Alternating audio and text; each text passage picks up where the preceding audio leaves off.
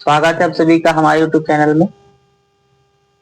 बच्चों, हमने पिछले वीडियो में बेसिक भाग बनाना सीखा था।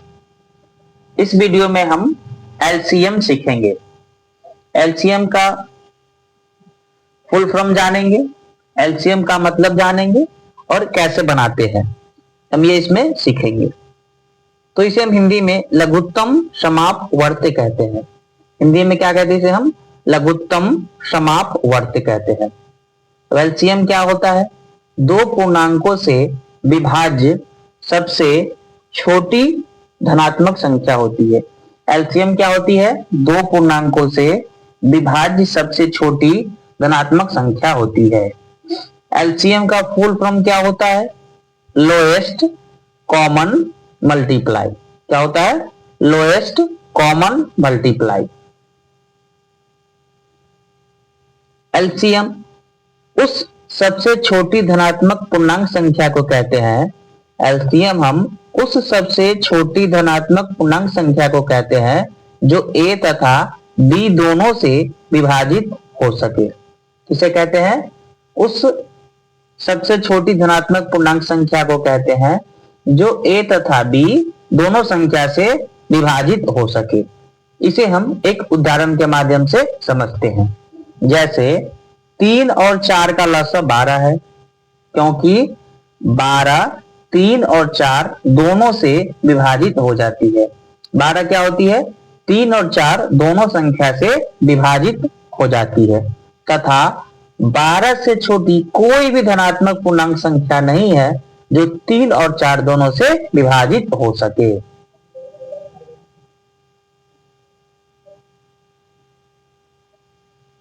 एक बार और हम इसे समझेंगे। 3 और 4 का लसाअ क्या है? 12 है, क्योंकि 12 3 और 4 दोनों से विभाजित हो जाती है तथा 12 से छोटी कोई भी धनात्मक पूर्णांक संख्या नहीं है जो 3 और 4 दोनों से विभाजित हो सके। अब हम एलसीएम बनाना ज्ञात करना सीखेंगे कि एलसीएम हम किस तरह से बनाते हैं। तो आइए हम एग्जाम्पल के माध्यम से देखते हैं। जैसे हमने यहाँ 4 और 12, 16, 18, 4 और 10 तीन उदाहरण हमने लिखे हैं। चलिए एक एक करके हम समझते हैं। सबसे पहले हम 4 और 12 देख लेते हैं। अब तीनों हमने नोट कर लिया है। अब एक एक करके हम बनाएंगे और इसे समझेंगे कि एलसीएम हम कैसे बनाते हैं। एलसीएम तो सबसे पहले हम 4 और 12 का देख लेते हैं। तो हम ऐसी संख्या ढूंढेंगे और जो 4 और 12 दोनों को विभाजित कर सके। तो हमें ऐसी संख्या ढूंढनी है जिससे 4 और 12 दोनों विभाजित हो सके। सबसे पहले हम सबसे छोटी से छोटी संख्या लगा के देखेंगे। तो सबसे पहले हम 2 से लगा के देखते हैं कि 2 से दोनों संख्या विभाजित हो रही है कि नहीं हो रही है। तो क्या है? यहाँ 4 और 12 है, तो ये 2 से विभाजित हो रही है। तो हम इसे बनाते हैं, 2 से हम विभाजित करते हैं इसे। तो 2 दूना 4 और 2 छक्का 12। क्या हुआ? ये 2 से विभाजित हो गया। फिर हम देखेंगे, पहले सबसे छोटी संख्या से हम देखेंगे कि ये विभाजित हो रही है नहीं हो रही है। तो 2 से फिर लग रहा है इसमें, तो हम 2 से लगाएंगे। 2 इकाई 2 और 2 तिया 6। अब एक संख्या बचा यहाँ 3। तो हम क्या करेंगे? इसका गुना करेंगे। तो सबसे पहले हम लेंगे 2 गुने 2 और क्या बचा? गुने 3। हम यहाँ 1 लिखेंगे भी, तो गुना करेंगे तो क्या होगा? 1 की जिस संख्या में हम गुना करेंगे वही संख्या आएगा। तो हम अभी जिस संख्या से लगाए हैं, जैसे 2 गुने 2 और गुने 3 हमने लिया है। अब क्या करेंगे? इस सब का हम गुना करेंगे। तो 2 दूना 4 और 4 तिया 12। क्या लिखेंगे हम यहाँ पे? 12। ये क्या हो गया? एलसीएम हो गया। तो जो ये 12 आया है वही हमारा एलसीएम है। और जैसे हमने पीछे समझा था अगला हम देखते हैं, अगला क्या है, 16 और 18 है। चलिए इसे हम बनाते हैं।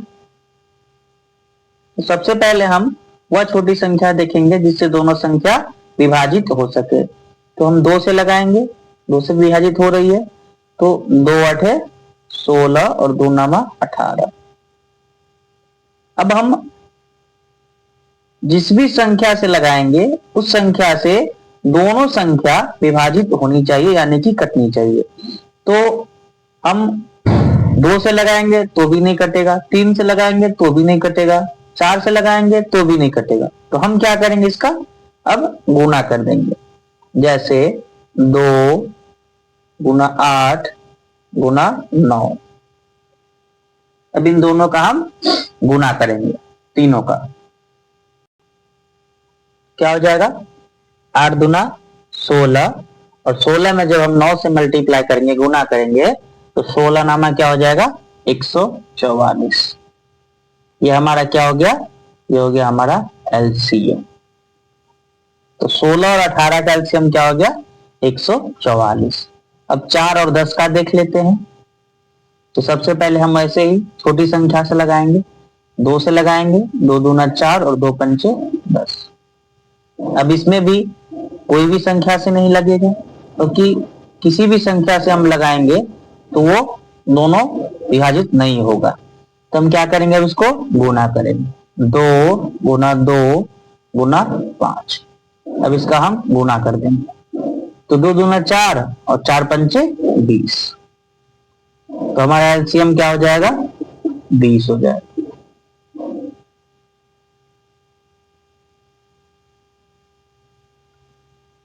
और हम अगले वीडियो में और बनाना सीखेंगे और समझेंगे। इसमें